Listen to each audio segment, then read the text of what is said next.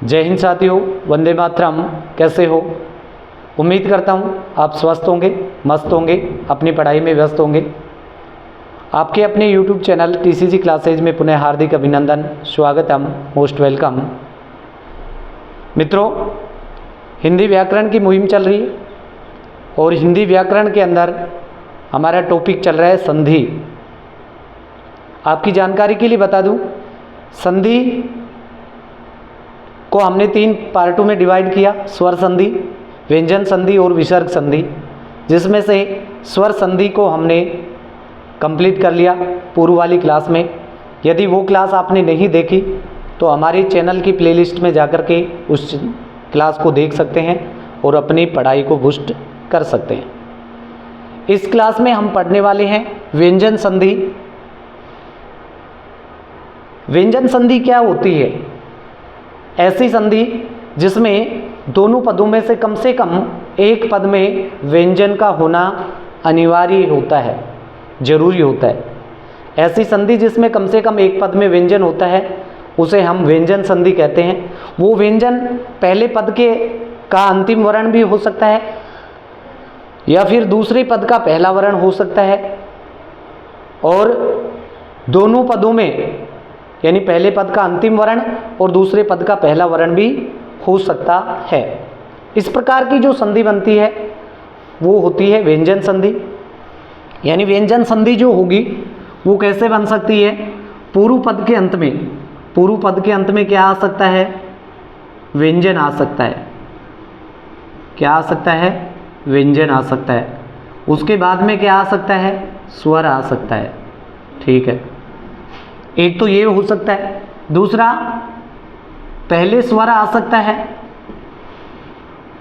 लेकिन बाद में व्यंजन आएगा निश्चित। ओके, ये भी ठीक है। इसके बाद में इधर भी व्यंजन और इधर भी व्यंजन, इधर भी व्यंजन और इधर भी व्यंजन, दोनों तरफ क्या आएगा? व्यंजन आएगा। दोनों तरफ क्या आएगा? यानी व्यंजन का मेल स्वर के साथ में हो सकता है, स्वर का मेल व्यंजन के साथ में हो सकता है, या व्यंजन का मेल व्यंजन के साथ में होगा। तो इस प्रकार की जो संधि बनती है उसे कहेंगे व्यंजन संधि। ओके, पिछली संधि में यानी स्वर संधि में हमने देखा था कि पहले पद के अंत में भी स्वर और दूसरे पद के प्रारंभ में भी स्वर था, लेकिन यहाँ पे कम से कम एक पद में व्यंजन होगा। ये तो रही व्यंजन संधि की बात। व्यंजन संधि की परिभाषा एग्जाम के अंदर पूछी नहीं जाती है, लेकिन आपको ये याद रखना है। ओके, अब ये जो व्यंजन संधि है, व्यंजन संधि, इसके कुछ नियम बनेंगे, उन नियमों को हमें पढ़ना है। क्योंकि व्यंजन संधि के प्रकार नहीं होते हैं। जिस प्रकार से स्वर संधि में हमने देखे स्वर संधि के प्रकार, दीर्घ स्वर संधि, गुण स्वर संधि, वृद्धि स्वर संधि, इस प्रकार से प्रकार बन रहे थे। लेकिन व्यंजन संधि में कंप्लीट जितने भी इसके नियम हैं उन सबको संयुक्त रूप से व्यंजन संधि का ही नाम दिया गया है। हालांकि संस्कृत के अंदर इनको विभिन्न पार्टों में बांटा गया है। वहाँ पे आपको जसत व्यंजन संधि, सटुत व्यंजन संधि, सचुत व्यंजन संधि, इस प्रकार के नाम देखने को मिलेंगे, लेकिन हिंदी में केवल व्यंजन संधि। अब इसके लिए आपको 7 से 8 नियम मैं लिखवाऊंगा और उन 7 से 8 नियमों के अंदर कंप्लीट व्यंजन संधि हो जाएगी। हाँ, इतना मैं आपको विश्वास दिलाता हूँ, इस क्लास को देखने के बाद में व्यंजन संधि से संबंधित किसी भी प्रकार की कोई दिक्कत आपको नहीं आने वाली है। तो आइए प्रारंभ करते हैं व्यंजन संधि। और व्यंजन संधि में देखेंगे नियम पहला नियम क्या कहता है? यदि पूर्व पद के अंत में क, च, ट, ट या प इनमें से कोई भी वर्ण आता है और उसका मेल किसी भी स्वर वर्ण के साथ में, वर्ग के तीसरे चौथे वर्ण के साथ में, या फिर य, रे, ले और वे, इनमें से किसी के साथ में भी होता है, तो क, च, ट, त, प अपने ही वर्ग के तीसरे वर्ण में परिवर्तित हो जाते हैं। देखिए समझने का प्रयास कीजिएगा। मैंने कहा यदि पूर्व पद के अंत में पहला अक्षर आ जाए, कौन सा अक्षर आ जाए? पहला अक्षर कौन कौन सा होता है? यानी वर्ण जब हमने पढ़े थे वहाँ पे मैंने आपको क्लियरली बताया था कि 5 वर्ग होते हैं, व्यंजन वर्ण जो होते हैं उनको 5 वर्गों में डिवाइड किया था हमने, 5 वर्ग, ठीक है। 5 वर्ग कौन कौन से होते हैं उनमें हमने चर्चा की थी। एक होता है क वर्ग, एक होता है च वर्ग। थोड़ा सा इसको ध्यान से समझिएगा, इसके बाद में आपको कोई दिक्कत नहीं आने वाली। इसको क वर्ग बोलेंगे। क वर्ग का मतलब होता है क की पूरी लाइन, क ख ग घ ङ, इस प्रकार से, ठीक है। ऐसे ही च की पूरी लाइन होती है, उसको च वर्ग कहा जाता है, ठीक है। और कौन सा वर्ग होता है? च वर्ग हो गया, ट वर्ग हो गया, त वर्ग हो गया और प वर्ग हो गया। इस प्रकार से 5 वर्ग होते हैं, ओके। लेकिन पूरे वर्ग को हमें याद नहीं रखना है, हमें यहाँ पर पहला और तीसरा वर्ण है उसकी जरूरत पड़ेगी। यानी क वर्ग है, एक वर्ग को मैं कंप्लीटली लिख देता हूँ यहाँ पे। क के बाद में आएगा ख, जो कि ये सारे व्यंजन वर्ण है, नीचे हलंत लगा है, ख, इसके बाद में ग, इसके बाद में घ और इसके बाद में ल, ठीक है। इस प्रकार से ये 5 वर्ण आएंगे इसमें। अब हमें काम में लेना है इसका पहला और फिर इसके बाद में तीसरा। ये कौन सा है? पहला, ये दूसरा, ये तीसरा, ये चौथा और ये 5वां वर्ण, ठीक है। मैंने क्या कहा? यदि पूर्व पद के अंत में यानी संधि में पहला जो पद है उस पहले पद के अंत में किसी भी वर्ग का पहला अक्षर आ जाए, जैसे क वर्ग की बात करें तो पहला अक्षर क्या है? क। च वर्ग की बात करें तो पहला अक्षर क्या है? च। ट वर्ग की बात करें तो पहला अक्षर ट। इसी प्रकार से त वर्ग का त और प वर्ग का प, ये पहला अक्षर है। इसके बाद में इनका दूसरा अक्षर, तीसरा अक्षर, चौथा, 5वां अक्षर भी होता है। ये हमें नहीं देखना है, यहाँ पे हमें पहला देखना है और फिर पहले को तीसरे में बदलना है। तो पहला और तीसरा हमें पता होना चाहिए। वैसे ये बेसिक चीज़ें हैं, पहले भी मैंने करवा दी और यहाँ पे एग्जाम्पलों के माध्यम से और अच्छे से हम समझ लेंगे। तो मैंने कहा इसका जो पहला नियम होता है वो क्या कहता है? यदि पूर्व पद के अंत में पहला अक्षर आ जाए, पहला अक्षर यानी या हम इसको यूं कह सकते हैं, पहला अक्षर या क, च, ट, त और प, ये आ जाए कौन से पद में? पहले पद के अंत में। कौन से पद में? पहले पद के अंत में क्या आ जाए? क, च, ट, त अथवा प। इनमें से कोई भी एक वर्ण आए, सारे तो एक साथ आने से रहे, इनमें से कोई भी एक वर्ण पहले पद का अंतिम वर्ण होगा। यदि ऐसा होता है तो आगे क्या होना चाहिए, आगे के लिए हम देखेंगे। और दूसरे पद के प्रारंभ में कोई भी स्वर हो, स्वर कितने होते हैं? 11। कितने होते हैं? 11। उन 11 स्वरों में से कोई भी स्वर आ जाए, या फिर और क्या आ सकता है? वर्ग का तीसरा या चौथा वर्ण भी आ सकता है। तीसरा वर्ण ये हो गया और चौथा ये हो गया, तीसरा चौथा वर्ण भी आ सकता है, या फिर ये, रे, वे, और होने को तो लय भी होता है लेकिन इसको हम अलग से पढ़ेंगे, ये भी आ जाए। यदि पूर्व पद के अंत में क, च, ट, त, प उसका मेल किसी भी स्वर के साथ में, वर्ग के तीसरे चौथे वर्ण के साथ में या य, व, र, ल के साथ में होता है, तो उस पोजीशन में क्या होगा? ये जो पूर्व वाले वर्ण हैं वो अपने ही वर्ग के तीसरे वर्ण में बदल जाएंगे। यानी क का तीसरा वर्ण क्या होगा? ग होगा। क का तीसरा वर्ण क्या होगा? ग होगा। क बनेगा ग में। क किस में बदलेगा? ग में। च किस में जाएगा? ज में। ट किस में जाएगा? ट जाएगा ड में। त किस में जाएगा? द में। प किस में जाएगा? ब में। इस प्रकार से ये बन जाते हैं। ओके, यदि क, च, ट, त, प का मेल किसी भी स्वर वर्ण के साथ में, तीसरे या चौथे वर्ण के साथ में, य, र, ल, व के साथ में होता है तो उस समय क, च, ट, त, प कैचे टेते पे गैजेड दब में बदल जाता है। कैचे टेते पे गैजेड दब में बदल जाता है। ओके, ठीक है।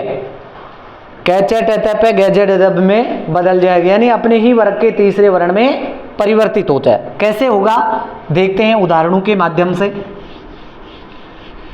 सबसे पहले हम देखेंगे कैचे टेते पे का मेल करवाएंगे स्वर के साथ में।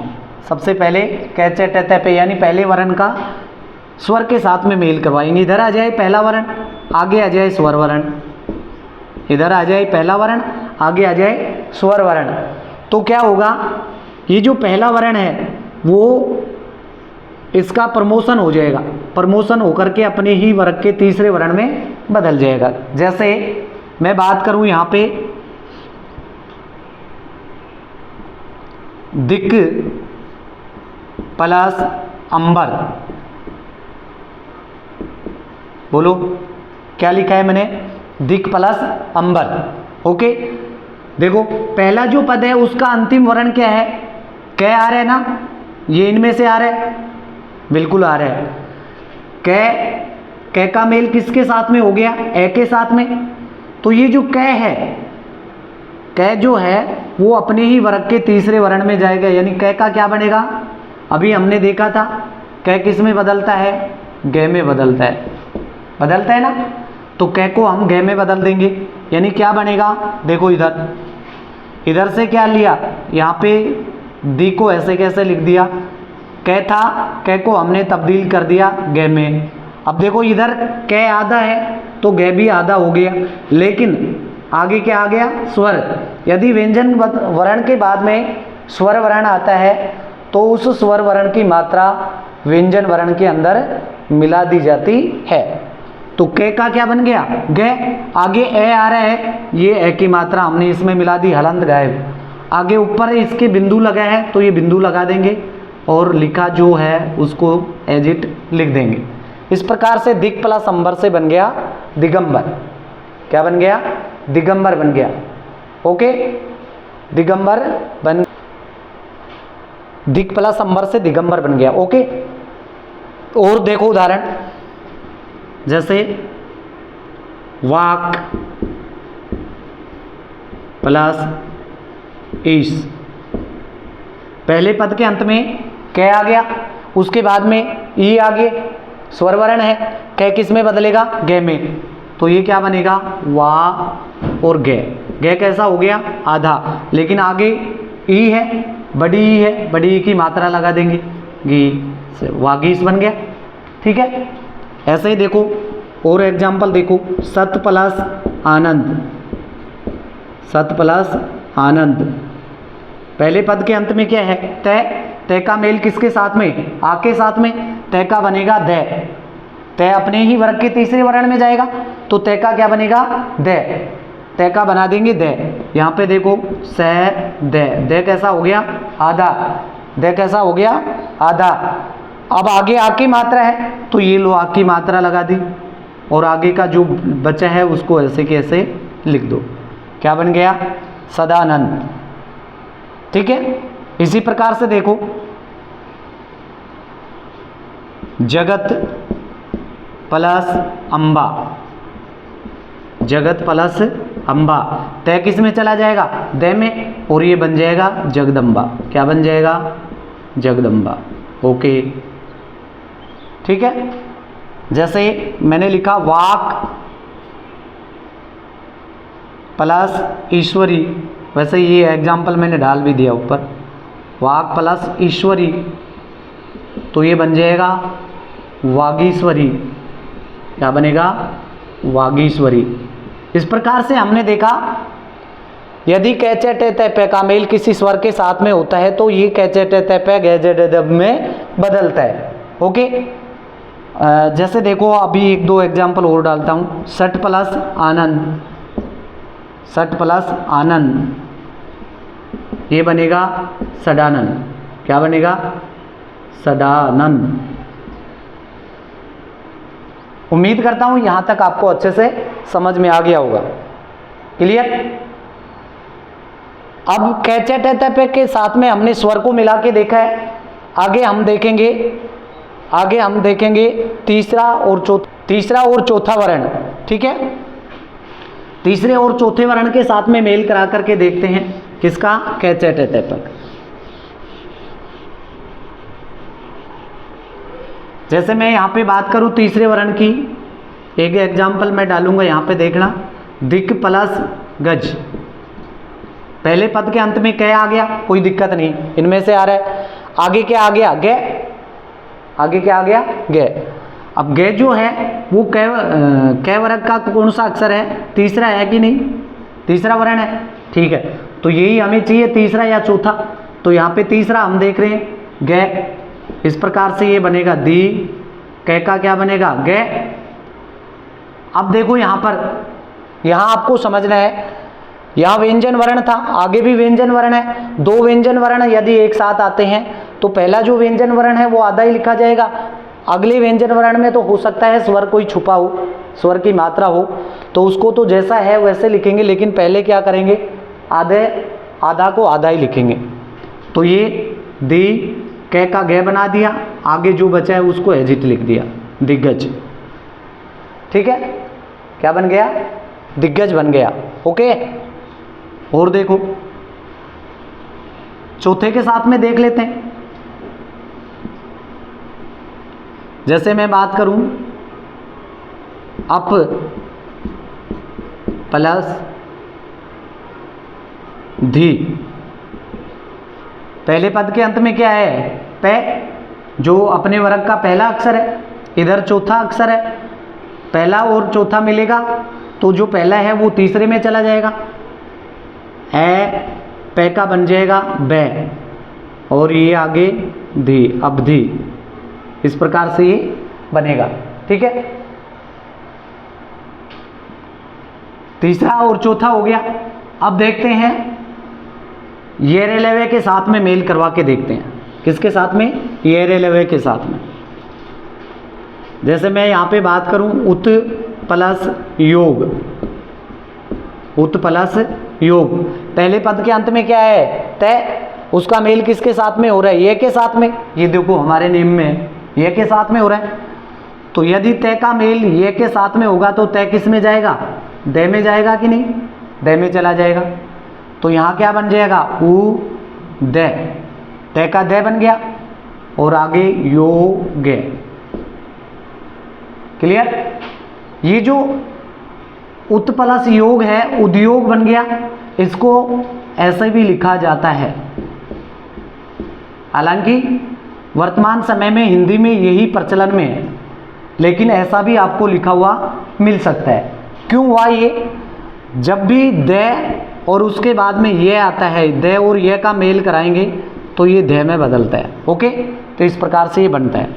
और देखो जैसे मैं बात करूं, सत प्लस वर्ती, सत प्लस वर्ती, तो ये बनेगा सदवर्ती। क्या बनेगा, सदवर्ती, ओके। ये के साथ में करवा लिया हमने, वे के साथ में ये हो ही गया। और एग्जाम्पल देखते हैं किसके साथ में, रे के साथ में देखते हैं। तत् प्लस रूप, देखो पहले पद के अंत में क्या है, तय, उसका मेल किसके साथ में हुआ है, रे के साथ में। तय के बाद में रे आ गया तो तय बदलेगा दे में, तो ये बन जाएगा तय दे रूप, इस प्रकार से, ठीक है। लेकिन इसको ऐसे नहीं लिखा जाता है, व्याकरणिक दृष्टि से ये क्या है, अशुद्ध है। क्योंकि जो रे होता है उस रे को हम ऊपर या नीचे इसमें लिखते हैं, तो ये कैसे लिखा जाएगा, ये इस प्रकार से लिखा जाएगा। क्लियर, इस प्रकार से लिखा जाएगा।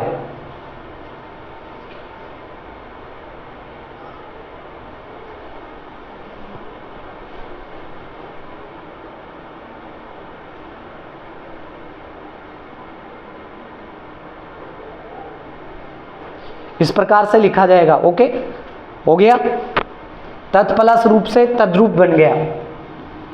चलिए ले के साथ में, अच्छा ले की मैं बात करूं, तो इसका आपको ध्यान रखना है। दो वर्ण ऐसे हैं, इसी में ये अपवाद भी हो गया एक प्रकार से, और इसी संधि में ये आता है, इसी नियम में आता है, सॉरी, ठीक है। दो वर्ण ऐसे होते हैं, इनका आपको विशेष ध्यान रखना है, एक तो लय और साथ में जय, इन दोनों का आपको ध्यान रखना है। ये जो जिस प्रकार से हम मैथ के अंदर किसी भी संख्या को, मैथ में किसी भी संख्या को जीरो से मल्टीप्लाई करते हैं यानी गुणा करते हैं, तो जो जीरो होती है ना, वो उस अंक को, जिस अंक से गुणा कर रहे हैं उसको भी क्या कर देता है, जीरो बना देता है। उसी प्रकार से ये काम करते हैं। यानी यदि आपको कहीं पर भी दूसरे पद के प्रारंभ में लय दिख जाए और इधर जय दिख जाए, दोनों, यानी दूसरे पद के अंत प्रारंभ में जय या लय में से कोई भी वर्ण दिखता है और पहले यदि इन वर्णों में से कोई वर्ण आता है, तो आपको करना क्या है, इन वर्णों को लय आया है तो लय में बदल देना है और जय आया है तो जय में बदल देना है। कैसे, देखो, जैसे मैं बात करूं जगत प्लस जननी, जगत प्लस जननी, ये इसका विशेष नियम हो गया, ये ध्यान रख लेना इसी में, या हम इसको रूल नंबर 2 भी कह सकते हैं, ठीक है। जगत प्लस जननी, तो यहाँ जय ग तय, तय जो था उस तय को आगे देखो जय है, और इस जय के भय से ये जो तय है ना, अब अपने तीसरे वर्ण में नहीं जाएगा, अपने तीसरे वर्ण में नहीं जाएगा, तो किस में जाएगा, इस जय में बदलेगा। हाँ, ऑप्शन से, यानी हम चाहें तो इसको तीसरे में भी बदल सकते हैं, ये भी आपको देखने को मिल सकता है। तो यहाँ पे तय था, तय के बाद में जय आया है। अब ये जो जय है ना, इस जय का क्या प्रभाव रहेगा, ये तो जय है ही, लेकिन ये जो पहला तय आया ना, इस तय का भी क्या बन जाएगा, जय बन जाएगा। बोलो ये आधा है तो ये भी आधा रहेगा कि नहीं, बिल्कुल रहेगा सर। तो ये लो, इस प्रकार से ये जग जननी बन जाएगा। ओके, ठीक है ना, इस प्रकार से आपको करना होता है। और देखो, लय से संबंधित देखते हैं, जैसे, अच्छा इसका एक ऑप्शन और हो सकता है दूसरा, ये भी ध्यान रखना, जय ग द जननी, इस प्रकार से भी आपको देखने को मिल सकता है। हालांकि ये ज़्यादा सही है, लेकिन कहीं कहीं पर तीसरा भी वर्ण बना करके दे दिया जाएगा, तो आपको यही मानना है। ओके, जैसे मैं बात करूं विपत, विपत, विपत प्लस जाल, देखो पहले पद के अंत में तय आ गया, आगे जय आ गया। अब ये जो तय है ये भी किस में चला जाएगा, जय में चला जाएगा। तो ये क्या बनेगा, वी पे आधा जय, आधा तय था आधा जय, और आगे जाल, ठीक है। इस प्रकार से ये बदलते रहेंगे। ये था इसका नेम नंबर फर्स्ट, यानी इसी में हम इसको दूसरा नेम भी कह सकते हैं, इसको हम दूसरा नेम भी कह सकते हैं। अब देखो दूसरा हो गया, इसी में एक नेम और बनता है, वो नेम क्या बनेगा, वो नेम ये बनेगा, हम इसको भी विशेष कह सकते हैं। यदि यदि पूर्व पद के अंत में, यदि पूर्व पद के अंत में, यदि पूर्व पद के अंत में क्या आ जाए, चौथा वर्ण आ जाए, और उसका मेल आगे भी चौथे वर्ण से ही हो जाए, तो क्या होगा, ये जो पूर्व का चौथा वर्ण है वो अपने ही वर्ग के तीसरे वर्ण में, 3 को मैं यूं लिखता हूँ, अपने ही वर्ग के तीसरे वर्ण में बदल जाता है। यानी हमने यहाँ तो क्या देखा, कैचे टे ते पे का मेल जैसे इस वर्ग के साथ में तीसरे चौथे वर्ण के साथ में या येरेलवे के साथ में होता है, तो यहाँ पे प्रमोशन हो रहा था, यहाँ पे डिमोशन हो जाएगा। यहाँ से 1 से 3 बढ़ाया, लेकिन यहाँ पर क्या करेंगे, 4 से 3 में, यानी वापस कम कर देंगे, वापस क्या कर देंगे, कम कर देंगे। लेकिन ध्यान रखना है, दूसरे पद का प्रारंभिक चौथा है उसको नहीं बदलना है, पहले पद का अंतिम वर्ण यदि चौथा हो तो फिर उसको आपको 3 में बदलना है। जैसे मैं बात करूं, यहाँ पे देखो उदाहरणों से समझ में आ जाएगा। जैसे मैं बात करूं लभ, पहले पद के अंत में क्या है, भय, चौथा है कि नहीं, पै फै बै भै, चौथा वर्ण हो गया। और इसके बाद में भी चौथा वर्ण आ जाए, ये लो भै चौथा और इधर भी चौथा, तो ये बन जाएगा लब्धि। क्या बन जाएगा, लब्धि। इस प्रकार से बनेगा। और एग्जाम्पल देखो, जैसे मैं बात करूं शुद्ध प्लस धी, पहले का पद के अंत में चौथा और इधर भी चौथा वर्ण आ रहा है, तो ये बन जाएगा शुद्धि। ठीक है, तो कै चे टे ते पे का मेल स्वर के साथ में तीसरे चौथे वर्ण के साथ में या यरेलवे के साथ में होता है, तो कै चे टे ते पे अपनी ही वर्ग के तीसरे वर्ण में बदलते हैं। इसमें 2-3 विशेष नेम मैंने साथ में ऐड कर दिए हैं। उम्मीद करता हूं यहां तक आपको अच्छे से समझ में आ गया होगा। ठीक है, यहां तक आपको अच्छे से समझ में आ गया होगा। आज के लिए इतना ही, मिलते हैं नेक्स्ट क्लास में। संधि की, व्यंजन संधि से संबंधित जो भी नियम बचे हैं उनको हम एक क्लास में, अगली क्लास में पूरा करेंगे। आज थोड़ा व्यवधान आ रहा है, इसके लिए आज के लिए इतना ही, मिलते हैं नेक्स्ट क्लास में।